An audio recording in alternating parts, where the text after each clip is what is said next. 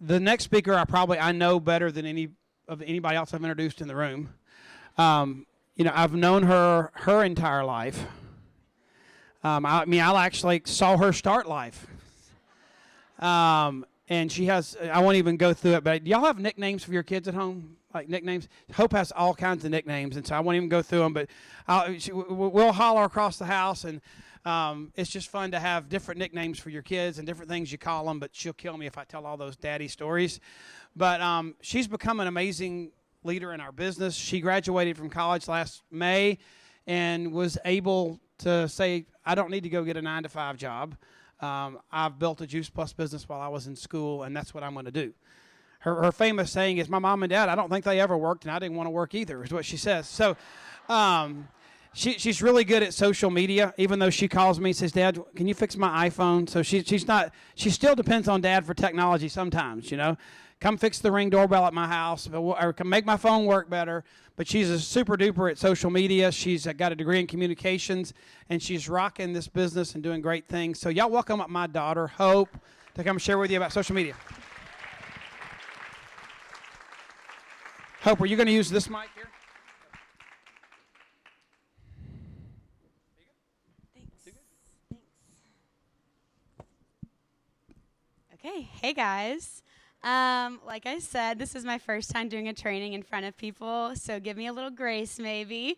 But I'm excited to share with y'all about social media. Like my dad said, I did study communications in college, so it is something I'm passionate about, and I'm not perfect at it. And I just want to start off saying, a lot of people will come up to me and be like, oh my gosh, your posts are so great, what do you do? And obviously what I do works for me, but figure out what works for you. Don't feel like you have to copy any of the people up here and be exactly like them. Find what works for you. But I hope I can give you some tips that help you with sharing online. So first, I wanted to share a little bit about me. You'll see that first picture is me and my brothers when we were little. And it's very retro Juice Plus stuff. I wish they still had it since retro is back in style now. But anyways, I grew up like a walking billboard for Juice Plus. I wore all the hats, the t-shirts, the everything, the Sophie shorts that said Juice Plus on them, all of it. And I don't know about any of y'all, but I didn't value or appreciate what I had in life until a lot later on. And that definitely takes effect when it comes to Juice Plus, the product and the business. So I thought I'd share a little bit about my story with you guys. Growing up, I was a super picky eater. You might realize when you hear me talking that I am a little dramatic, but I would kind of say that I maybe was the most picky eater on the planet Earth.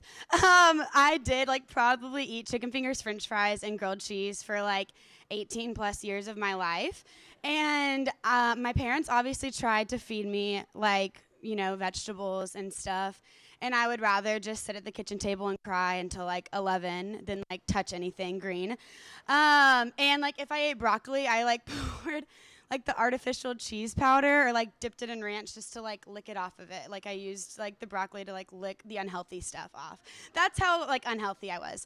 So my parents were thankful for Juice Plus, to say the least, knowing that I could get some fruits and veggies in my body every day. And little did they know that later on in life, I don't really know why, but I guess I went through this phase where I wanted to be a rebel or something. So I actually was throwing away my gummies at school every day, and they didn't taste as good as they do now. So give me some credit there. I didn't like the taste of them. So my dad, he would either find them shoved in his car seats and they'd melt, which is probably disgusting to find a year later in this hot summer sun. Or I would just throw them away at school so they had no idea. So since I was getting no nutrition in my body through my diet, nor through Juice Plus for a while, I was the sickest kid alive. And I just thought I was the problem child or the sick one in the family, and I thought it was normal. But I honestly got sick every 4 to 6 weeks. I had the cold, a cold. I got strep throat probably 4 to 5 times a year. I actually really enjoyed the medicine for it because I just lived at the doctor's office. So I was constantly on prescription medications. And I didn't really realize that wasn't normal until a lot later on in life. And I'll kind of get into that in a minute. But also with the business too, I didn't value what my parents were doing for a while also. So I just kind of, like my dad said, I grew up just thinking like my parents didn't have jobs. So when people asked me what my parents did, I was just like, I don't really know. And it's because like I definitely value this now, but they just got to be present with me growing up, and so I never saw them have to work. They got to go on like every camp retreat. They were chaperones for everything. They could go to all of my cheerleading competitions and my brother's travel baseball games and all of that. And so I was like growing up, and I was like, well, my parents don't work. We have a good life, and I guess I just won't work, and hopefully I can live like that too. And then this is when the realization hit me that you have to like have a job to make money, and that was a tough like factor of life. I was like, whoa, okay.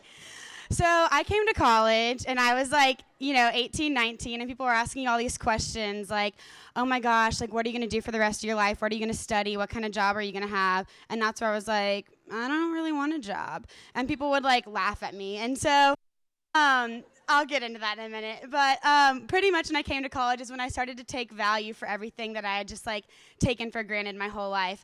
So I finally was like, all right, I've been sick for like 18 years of my life now. It's time to like take my health into my own hands. And I remember getting sick for the first time away from home, and I got scared, so I called my mom, and I'm like in my dorm room, and I was like, Mom, I'm sick, like what do I do? And she was like, you need to take your Juice Plus. And I knew they packed me some for college, but I wasn't taking it at the time. And so I probably blew dust off like my Juice Plus bottles, and I was like, all right, I'll pull these guys back out. So I started to take them again, and I realized that I got better quicker than I normally did when I was sick, which was huge. So I just continued to take them. And then I realized that my cravings started to change. So like I said, I ate chicken fingers, french fries, and grilled cheese until I went to college. And then I started to realize that I was craving like salads and smoothies and Brussels sprouts. And like then I was the healthy one when I came home from college for like the weekends or Christmas break. I was the ones like trying to make vegetables that my family hadn't tried before. And they're like, what is up with you? But it was really cool to realize that my cravings were changing. And then I fell in love with the Shred 10 program. So it really did just like change my health overall. I haven't been sick in 5 years, so going from being sick every 4 to 6 weeks, not being sick in 5 years was awesome for me. And I fell in love with the product, and my dad was shortly like, okay, you like Juice Plus. Do you want to share it with people? And I was like, no, I'll never do that. That's what you do. And like, I was just not a fan of it. But all right, so then I'm getting asked all these questions, like, what am I going to do? And I'm like, I have no idea. I don't want a job. And then I realized I'm in college. I have to get a job to live, and I have to figure out a major. So I was, like, debating all these majors where you could, like, work the least amount of hours but still make money to live. So I was like, maybe I'll be a teacher because at least you get, like, the summer and, like, like winter vacation. I was like, that kind of sounds nice. You can go to the beach or whatever. But then I was like, I don't really know if I feel called to that. I don't want to like watch other people's kids all day. And it just wasn't a passion of mine. And I love the teachers out there. My cousin back there is a teacher, and she's great. So not harping on it, but it just wasn't for me. So then I'm like, all right, what am I going to do now? So I just kind of randomly chose communications. And not for any reason. My advisor was just like, if you want to graduate on time, you got to pick a major. I think you might like this. So I was like, all right, I'll give it a try. So I did, and I'm really glad I did because I ended up loving what I studied. But it wasn't until I took like a good long look at like what my life would be like with a communications degree, where a lot of my peers that were a few years older than me were going to work in like ad agencies or for marketing firms, and they were spending like 60 hours a week. In Atlanta, your commute of 15 miles might take you an hour and a half.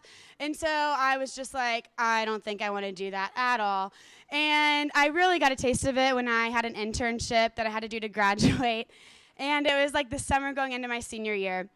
And I worked for this nonprofit in Atlanta. I absolutely loved the work I was doing. I loved being able to work for something that was rewarding and helping people. But I didn't like the office hours. So that was kind of like a rude awakening. And I remember maybe 2 days, maybe a week after doing my job, I came home and I was like, Mom, I'm quitting. And she was like, you can't, also this guy was like my dad's friend. She was like, you can't quit. Like he like went out on a limb, like, you know, like to hire you have to do this to graduate. And I was like, okay. So I stuck it out, and I was like, thank God I got this experience, because then I knew that I wasn't like cut out for that. And I really appreciate if y'all work in the office, like that has to happen in America, and I love those people that do that. But again, it was another thing I could check off my list, at least, okay, that's not for me. And so then I was like, all right, I'm going to take another look at what my parents do. It seems like they got a good gig going on. So that's when I took a better look at the business opportunity. And I was like, well, one day I don't want to feel like I have to work, so maybe I'll try this out.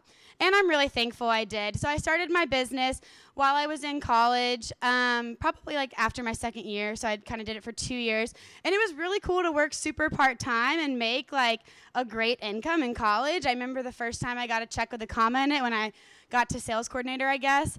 And me and my dad did like the math, because he was the math dude that knew all the answers to the problems. And I had the questions like, how did you get that? But we figured it out, and I would have had to work like over 200 hours in like an on-campus job to get paid like that much money. And I was working super part-time. So I was like, this is a good thing. So I kept up with it, and I'm super thankful I did. So like I said, I love social media. It's probably how I've built about 90% of my business, and I'm excited to share that with you guys. So I'm going to dive in a bit. So I want to talk about why you want to use social media. The world we live in is like constantly adapting and changing. I'm sure some of y'all have seen like how technology has like taken over the world, and it honestly seems like our iPhones are like a fifth limb of our body because we don't go anywhere without them. But you know, the way we receive news and how we receive entertainment and the way we're connecting and communicating with people, it's all rapidly changing, and it's all online. So it's super important to be where people are at. So if people are online, you want to be there and hang out with them. So that's why you want to use social media, and I'm going to dive into it a bit more. Here's some statistics about why. It's estimated that by 2020, so that's really close, like next year, there's going to be 2.95 billion users on social media. And here's some numbers down here that you can check out. Like ages 18 to 29, about 90% of people in that age range are going to be spending a lot of time online. 30 to 49, 82. 50 to 64, 69% of people. And 65 up, 40% of people. So you can see these numbers are crazy. If people are online, be there and hang out with them. What makes social media so great? It's great because you get to find and connect with people. You get to find people you would have never known otherwise, and that's why I love using this for my business. It is like so cool where I'm like, oh my gosh, like don't even follow you. I don't know how you found me, but you just like messaged me, and I am so excited to share with you, you know, like what I'm up to.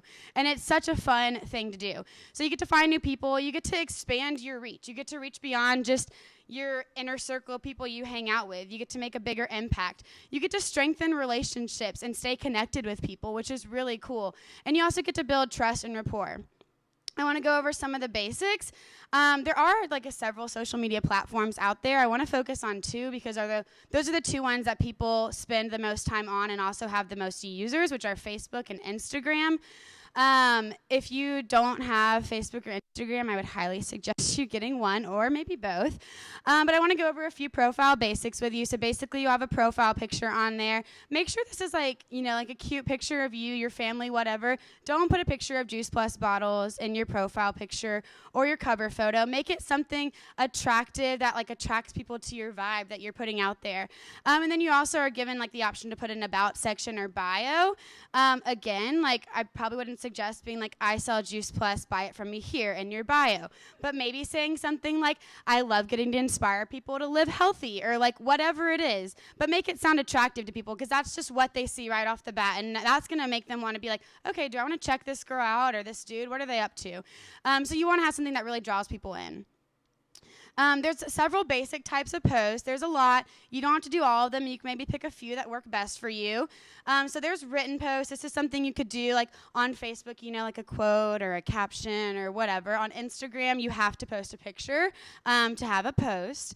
There's photos, you know, post photos that you're taking of your family or your smoothie or whatever. You can do videos. You can share YouTube videos. You can go live on Facebook. Going live on Facebook and Instagram actually is really great because it notifies people when you're live. So when you're sharing, it's like, hey, Susie's live. tap to watch your video. And when they tap that notification, it takes you to your live video and they get to hear what you're sharing. So it gets you out there more. Stories. I'm going to talk about this a bit because that's like a big thing of what I use for my business now. So I'll dive into that. But Facebook and Instagram both have stories, which are basically like a post that's up on your profile for just 24 hours and then it like disappears. You can share articles, blogs, you can ask questions, have polls. So a lot of different ideas. Kind of pick a few options and try them out and see what works best for you. Now I want to dive into a little bit about Facebook versus Instagram. I personally use both. I would say if you're starting out and kind of like new to social media, maybe pick one and start off there, and then you could try the other one out. But I'll kind of share a little bit of difference between the two. Facebook is more for people you know, like directly, so like your friends, family, peers, colleagues, people like that. It's great for writing like longer posts, you know, like and sharing maybe like a personal story online. It's great for live videos. Like I said, they notify your friends when you're live. It's great for sharing articles and asking questions. You know, like asking questions are really great online because it gets people that would have like maybe never liked or commented on a post to like reply to you if you're like, hey, you know, like I'm about to have a baby. What do I put in my bag to take to the hospital with me or whatever? Probably like 90 of your mom friends will comment on there and be like, oh, make sure you pack this and this and this. And then they're engaging with you because you're asking a question, and they're probably more likely to see your next post. So Facebook is great for that. It's also more about like personal interaction and sharing content with people you know well. It also is known for having an older demographic and presence online. Versus Instagram, which has it's more for like discovering and finding new people. It's great for visually appealing images, stories, connecting with people. It does have a much younger demographic and like draw online. It's also a place where a lot of people, especially young people, go for like a source of advice. They go there for news. That's like, you know, like I follow Fox News and like E! News to get news online. Like I don't watch the news anymore. I go to Instagram for it. People go there to find like styles and trends and what they want to wear. They go there to find recipes and what they're going to cook next for dinner next week. Restaurants to try out, any inspiration. So Instagram is great for that. I also want to talk about how you want to use your time online wisely to get value out of it. Avoid the scroll hole. I remember when I first started out like with social media, I didn't even mention this, and I totally meant to in the beginning, but I remember when I first started my business, it's funny because it comes full circle. I was, you know, like just trying to reach out to a few people that I knew. When my dad was like, yeah, you should try this out. And I was like, I don't know, but okay. And he was like, okay, try to reach out to a few people. And I did. And I reached out to like 3 people. And I was like, I reached out to everyone I know. No one likes this. No one likes me. I'm not doing this. And he was like, okay, you're being dramatic. You definitely know more than 3 people. Also, why don't you try to like post online on social media? It's working really well for people. And you get like kind of yourself out there and people will be interested in what you're doing. And I was like, I would rather be caught dead than posting online about Juice Plus. Are you kidding me? And so it's really just funny how things come full circle. But I remember when I first did start posting online, I was just like spending so much time scrolling. Like I felt like I just spent an hour like browsing my news feed. And I'm going to say like, sometimes maybe that works out for you for 5 minutes, but don't spend an hour doing it. You'll get sucked in there and then realize that like time has passed and you're like, what did I just do for an hour? But use your time online efficiently and effectively. So this is like doing things like posting daily, using people's birthdays for like your advantage with your business. I will have started to message people on their birthdays because I used to just write on their wall and actually send them a message now, you know, just saying something super simple like, happy birthday. I hope you have a great day. Like, I hope you feel so loved and celebrated today and that it's your best year yet. Something super simple like that. And it makes people feel loved. Like, that's what I want to do is I want to make people feel loved and like I care about them. And they're more likely to start a conversation with me because it's in a private messenger. And then they're usually like, hey, what are you up to? What are you doing nowadays? And then it allows me to talk about what I'm doing. You know, it allows me to talk about my business opportunities and get to know them better and stuff like that. So birthdays are great to reconnect with people. On Facebook, you can create lists. I'm not going to go into this, but if you want to figure it out, you can like YouTube it or Google it and it'll show you a video or an article on how to do this. But basically, you can put your friends into a list on Facebook. This is great to do for like your memory jogger, people that you want to reach out to online. Create a list for them and like maybe once a day go in there and like some of their posts so that they're seeing your profile. And especially before you post something on like engage with them first, like and comment on their stuff, then post, and then they're more likely to see your post. So yeah, you'll see engage, like, love, comment, share all the hearts and things out there for people. Start conversations with people, ask questions, ask what they're up to, join groups. This is a great way to find new people. Replying to stories. Like I said, those are those things that are up there for like 24 hours. When you reply to a story, whether it's on Facebook or Instagram, it's pretty cool because it actually goes straight into their direct messages. So they might post a picture of their dog, and you're like, oh my gosh, your dog's so cute. It messages them, and then if they reply to you, you can have a private conversation, and that's a way for you to connect and get to know them better. Use your time online to add friends, send them messages, connect and compliment them, be nice, and just always bring value to the table. That's what you want to do, is just add value to people's lives, especially in a place that's full of such negativity, to be a positive light. Here's a few tips to be successful online. Remember that consistency is key. You don't want to post like once and then not post again for 3 weeks. People are going to be like, dude, what? And it's not going to like boost your engagement at all. So the more you're posting, the more Facebook and Instagram are more likely to put your post at the top, so people are going to see them. Be patient online. If you post a picture and you don't get 1,000 likes in 2 minutes, that's okay. A lot of people probably don't get that. But be patient and know, especially if you're starting off and you're brand new, it's going to take time to get comfortable online. Just remember to be authentic and like your true self. Like I said, I'm going to share what works for me, but if this isn't you, don't recreate me. Create yourself online. And just be a positive light in a place that's full of such negativity. And remember to always focus on progress over perfection. You don't have to ever be perfect, but just focus on actually doing something. And start wherever you're at. If this is like your first day and you're signing up for a Facebook today, amazing. That is so exciting. But don't feel like you have to like know everything like me or Jenna or whoever, because we've been probably building our business on social media for maybe a little bit longer if you're just starting. I'll talk about this in a minute about creating content. You do want to create content that's pretty and attractive to people, but definitely focus on putting out your passion and your heart out there way more than you ever would focus on creating like the perfect content for people. Also, like if you're busy, planning it out is a really good idea. Just kind of having maybe on Sunday or Monday morning sitting down and being like, all right, I think I'm going to share this on Monday, and I'm going to do this on Wednesday, and I'm going to go live on Thursday, and just kind of thinking about it. So that way you know what day, what you're going to do. For me, I actually have an alarm on my phone at 12 o'clock, like lunchtime when a lot of people are on their phones, to post online, and it reminds me to post something so that I know like, okay, I'm doing this and I'm staying consistent. And one of the best things I would say is to just create curiosity and interest with your post online. You probably never really see me post like the actual pictures of Juice Plus bottles or, say like, I'm at a Juice Plus conference. Not because I'm not proud of the company or the product. I wouldn't be standing here if I wasn't. I love the amazing company. I love all of our community. I love our products, obviously.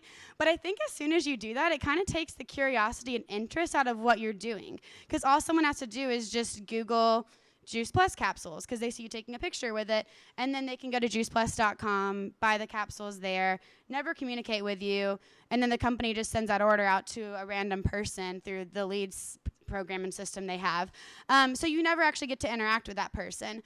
But for me, I'd rather have conversations and connections with people online. So I might post a picture of a shake or some capsules in my hand, but I'm not saying what it is. I'm saying exactly, I guess, what Juice Plus is. It builds your immune system. It's the most researched product. It does all these things, but I'm not saying it's Juice Plus. So that way, if someone wants to know about what I'm doing, they actually have to come to me and ask me. And it allows me to get to know them, to have a conversation with them, to figure out their health goals and what they're wanting, to get out of like whatever they're interested in. So I really love to just, whatever you're posting online, to use it to create curiosity and kind of pique someone's interest. So this is what I'm going to kind of focus on for a bit, which is your target audience. You can obviously read here what a target audience is. It's basically just kind of figuring out a particular group or type of person at which something is aimed. This is used a lot like in online marketing and advertising. And I love this because I read this quote the other day, and it was, if you aim at nothing, you'll hit it every single time. You're going to hit nothing, the same thing over and over again. But if you have something to aim at, you have a target, you might not hit it every single time, but at least you might get close to it. You know what you're trying to hit at, So I'm going to try to help y'all figure out your target audience and have an a goal and like something you are focused on and aimed at when you're posting online. So first, I'm going to talk about how to determine your target audience. This is obviously pretty important, and I'll break down all of these for you. You want to look at your current customer base and team members. You want to analyze our product and business opportunity. You want to find and choose specific demographics of people to target.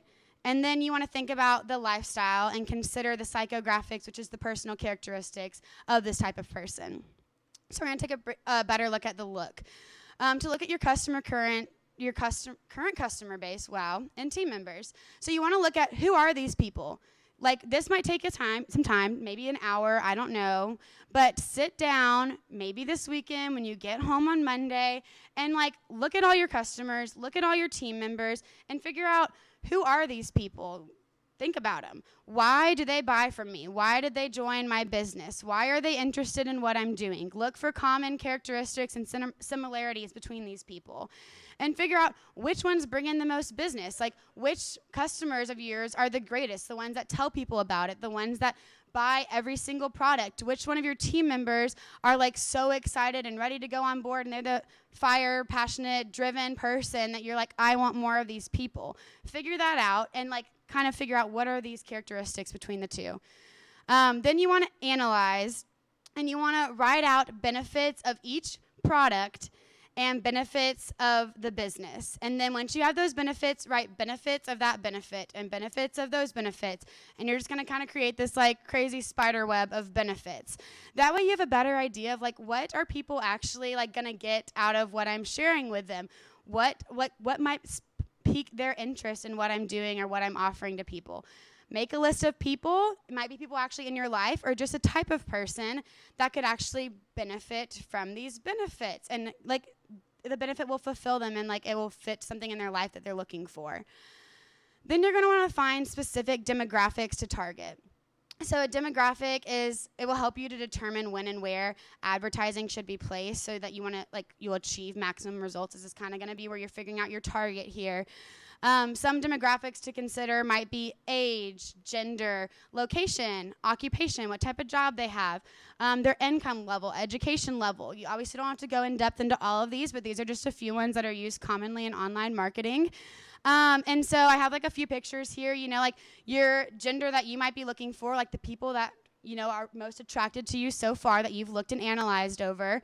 They might be all females, or maybe they're all dudes, or maybe it's half and half. Kind of figure that out. What gender is attracted to you and like the vibe you're putting out there. How old are they? Are they young people? Like, is it someone that's your age, like a millennial for me? Is it someone that might be in their like upper 60s? Like who is your demographic that you're reaching? And location, is it people that are just in your area? This will help you too to kind of figure out like if it's just people that are like locally in your small town, maybe you could use like social media or online events more to reach a broader audience rather than just the people in your small niche. Income or occupation, is it someone that's involved in the healthcare profession, or are they a teacher or a stay-at-home mom? So this will kind of help you figure out the type of person. And then you're going to want to consider the psychographics. So these are going to be the actual like personal characteristics of people.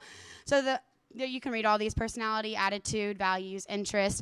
I have a few up here because these are kind of, a few that people might try to relate to. So I know a lot of people that are interested in health and fitness and wellness, are really interested in what we're sharing. So that's a great psychographic to kind of think about reaching out to.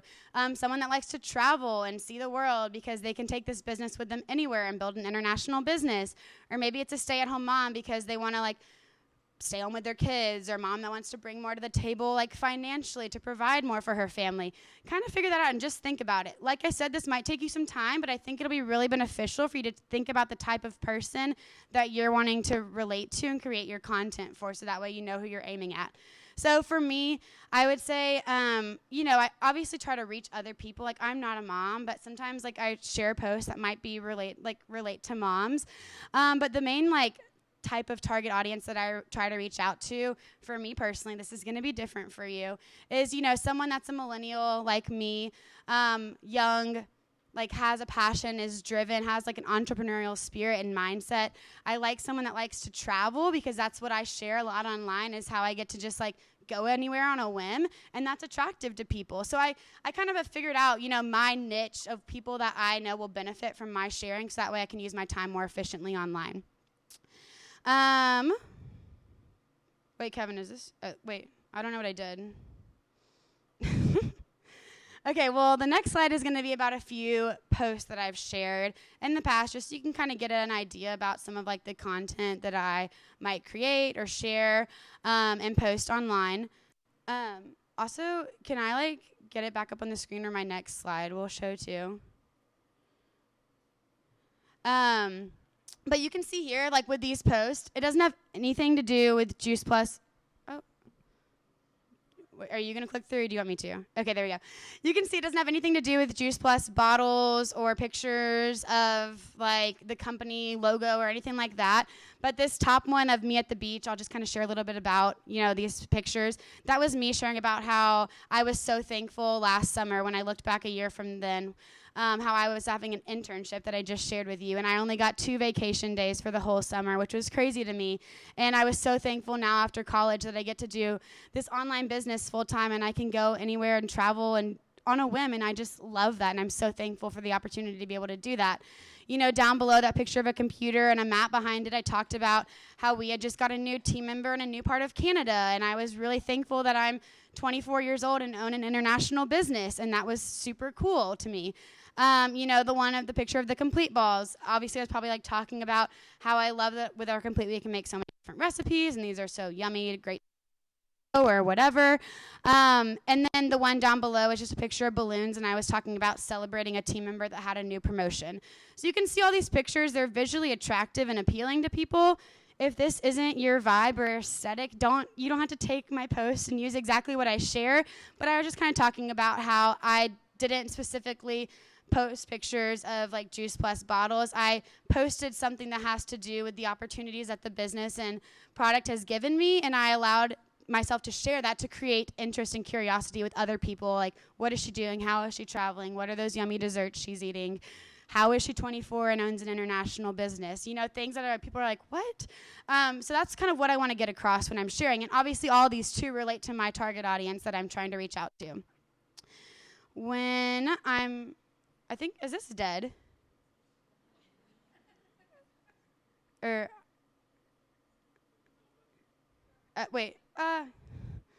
okay.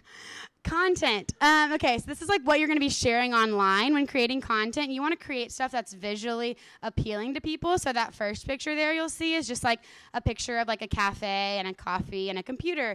Maybe you could talk about how you're so thankful that you get to choose your office for the day, whether it's your bed or a cute coffee shop or the Blue Ridge Mountains, But it's like a visually appealing picture. Someone's going to be scrolling and be like, oh, that's a cute picture. Like, what is she's talking about today?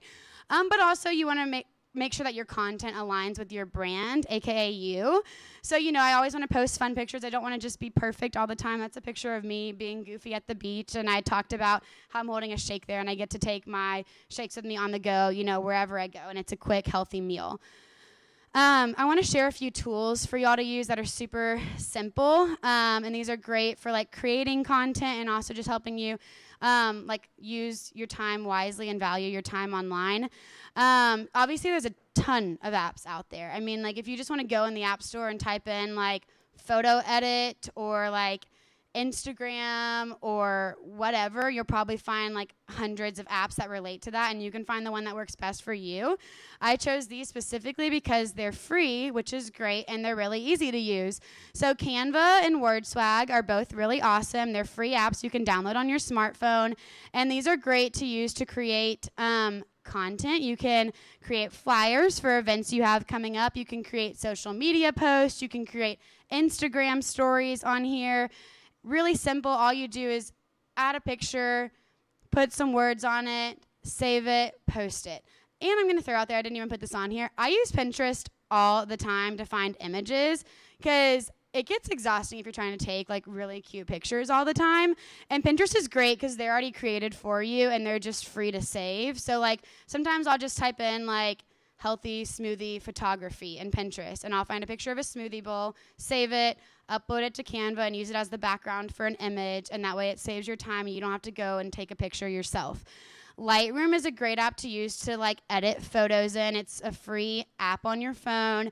You can go in there and like edit the brightness, to turn it up, turn your saturation down, whatever you want to do that makes your picture look pretty.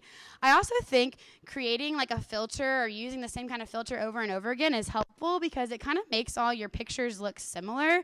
So you kind of have the same like aesthetic and vibe going on, you know what I'm saying? So that way when people are like scrolling through, they're like, oh, that looks like a picture Hope posted. I might want to look at it or whatever.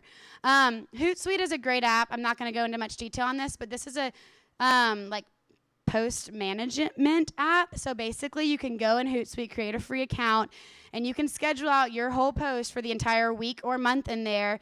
Say the post that you want to put your picture up there, set the time, and it posts it for you. Done. You don't have to worry about it. So it's a great way to use your time efficiently if you don't have much time and you just want to plan it out in advance. I want to talk about Instagram stories for a bit. This is like primarily Instagram and Facebook, because Facebook has the same feature now, so I'll just share them there. But this is primarily what I use now to share about our opportunities with the product and the business. I have a few examples here of different ones that I've shared. So, the first one is like a healthy recipe that's really attracted to people to post about chocolate bark that's healthy and guilt-free, and people are like, what is that? I need the recipe. So they message me, and then I get to connect with them, and I get to share the recipe with them and ask about why they're interested in learning about a healthy recipe. The next one is about how the Make a Life movement, which is my team, is expanding, giving people the opportunity to join if they want to. The other one, just like celebrating another Shred 10 is done. One thing you'll see with the picture of the shakes where it says sending out samples, there's a little like bar that says like 50-50 chocolate vanilla, and you can add polls to your Instagram stories. So you just go on Instagram, take a picture. At the little top, there's like a sticker that has a smiley face on it. When you click that, it pulls up a lot of options for you where you can like tag a location or put a GIF on there, which is like an animated sticker. You can take a poll, ask questions. It has a lot of options for you to use on your stories. Polls are great because I think it's a really low-key way for people to like show they're interested in what you're doing. Sometimes I think people watch us and are super interested, but they're just afraid to make the first move to be like, okay, you got to tell me what this is. They're like, I don't want to be stalkerish. I don't want to sound creepy. So I love polls because people just get to vote.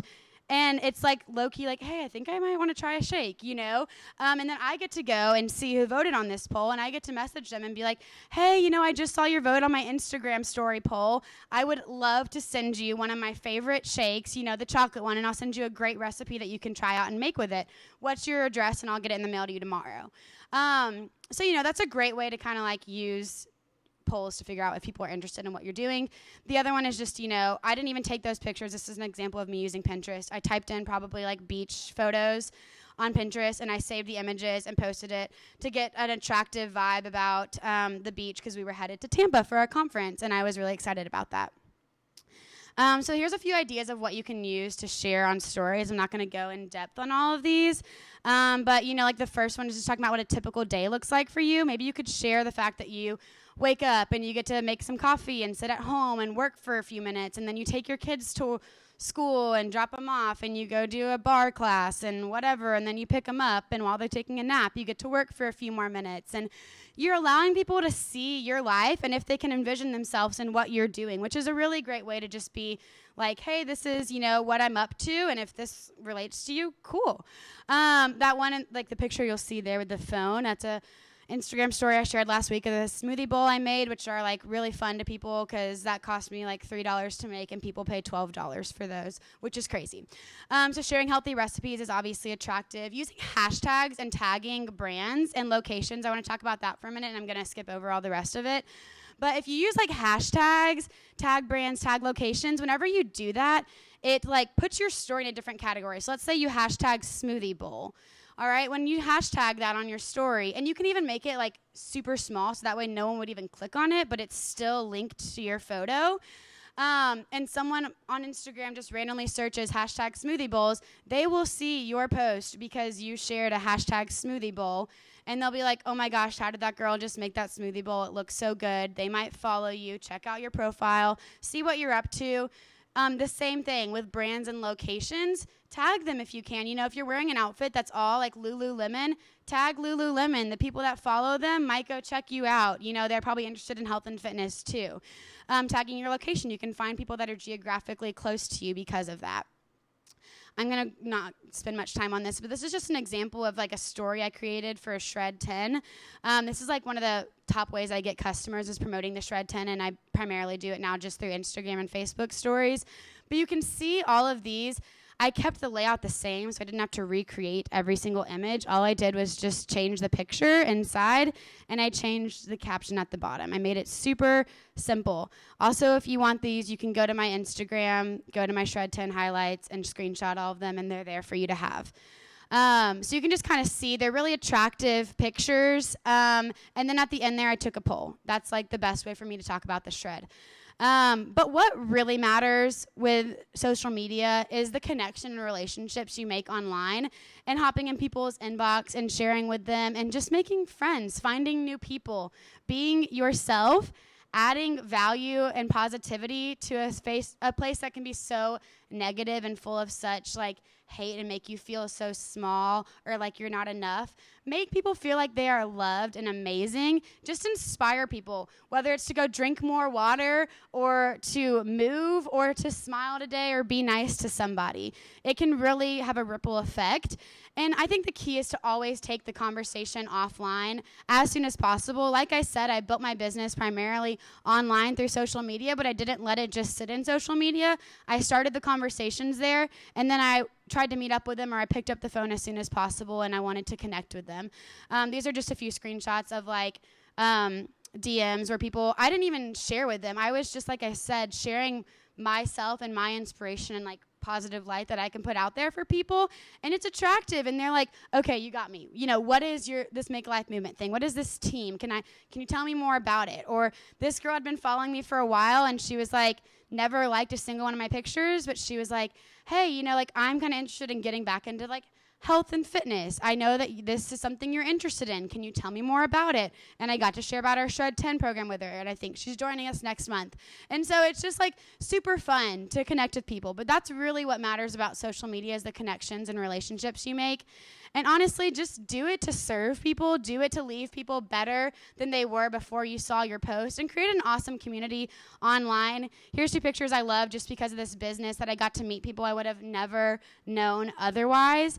And it's just, I'm just so thankful. I love that picture of me at the Eltons. I got to go with Jen our first time this year, and it was just the best night. So I hope this was kind of helpful for y'all. You know, hopefully you can take a few tips away, but really just share positive light online and tell other people that they're loved. And yeah, that's all I got to share.